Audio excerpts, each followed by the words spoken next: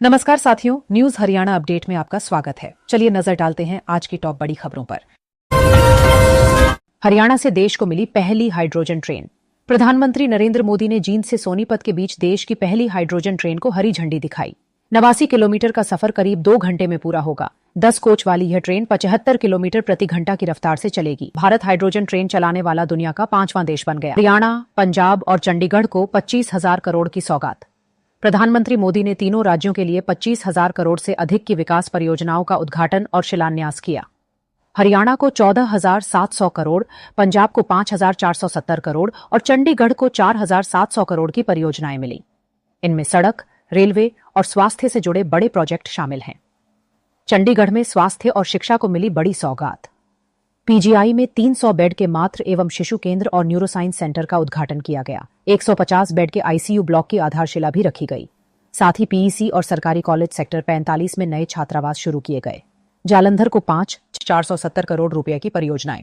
प्रधानमंत्री ने रेलवे और सड़क विकास से जुड़ी बड़ी परियोजनाओं की शुरुआत की। अमृतसर, खासा से वाराणसी के बीच नई संत रविदास एक्सप्रेस को भी हरी झंडी दिखाई। इससे पंजाब और उत्तर प्रदेश के बीच यात्रा आसान होगी। राम मंदिर में शुद्धिकरण अनुष्ठान शुरू। चढ़ावे की कथित चोरी के मामले के बाद राम जन्मभूमि ट्रस्ट ने 10 दिवसीय शुद्धिकरण और प्रायश्चित अनुष्ठान शुरू किया। इसमें विष्णु सहस्त्रनाम और रामायण का पाठ कराया जा रहा है। मामले में एसआईटी अब तक 8 लोगों को गिरफ्तार कर चुकी है। राम मंदिर दान मामले में एसआईटी की रिपोर्ट। दान गबन मामले की जांच कर रही एसआईटी सोमवार को सुप्रीम कोर्ट में अंतरिम रिपोर्ट सौंप सकती है। जांच में वित्तीय अनियमितताओं की पड़ताल जारी है। जरूरत पड़ने पर अतिरिक्त समय भी मांगा जा सकता है। सोनम वांगचुक का अनशन 20वें दिन। जलवायु कार्यकर्ता सोनम वांगचुक की भूख हड़ताल 20वें दिन में पहुंच गई। डॉक्टरों ने उनकी हालत गंभीर बताई है। इसके बावजूद उन्होंने 20 जुलाई को संसद मार्च में शामिल होने का संकल्प दोहराया। एंडी बर्नहैम होंगे ब्रिटेन के नए प्रधानमंत्री।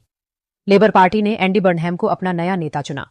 उनके प्रधानमंत्री बनने का रास्ता साफ हो गया है। जल्द ही वे ब्रिटेन की नई सरकार का कार्यभार संभालेंगे।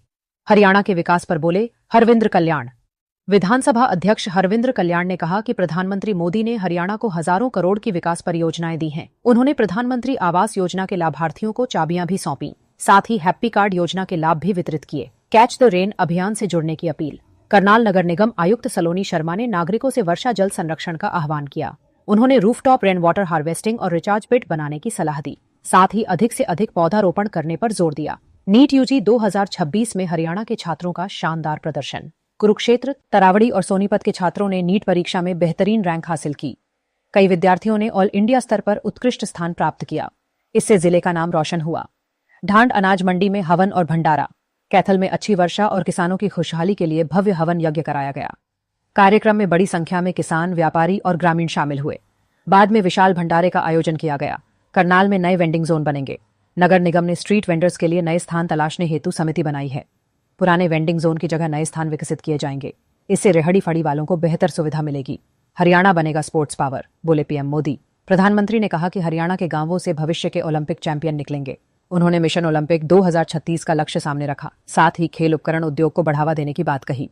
मुख्यमंत्री नायब सैनी ने पेश किया विकास report card. CM Nayab Saini ने कहा कि हरियाणा को केंद्र से 7 लाख करोड़ रुपए से अधिक का विकास सहयोग मिला है। उन्होंने किसानों और युवाओं के लिए चलाई गई योजनाओं का भी उल्लेख किया।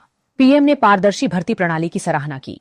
एसवाईएल नहर पर अभय चौटाला का पत्र। इनेलो नेता अभय सिंह चौटाला ने प्रधानमंत्री को पत्र लिखकर एसवाईएल और अन्य नहर परियोजनाओं पर हस्तक्षेप की मांग की।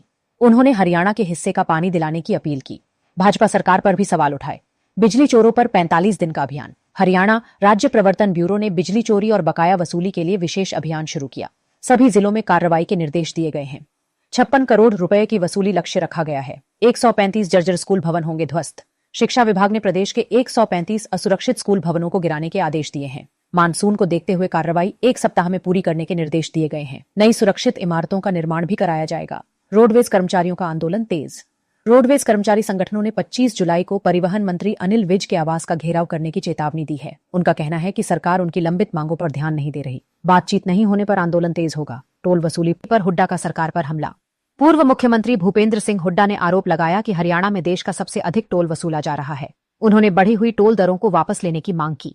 कांग्रेस ने इसे जनता पर अतिरिक्त बोझ बताया।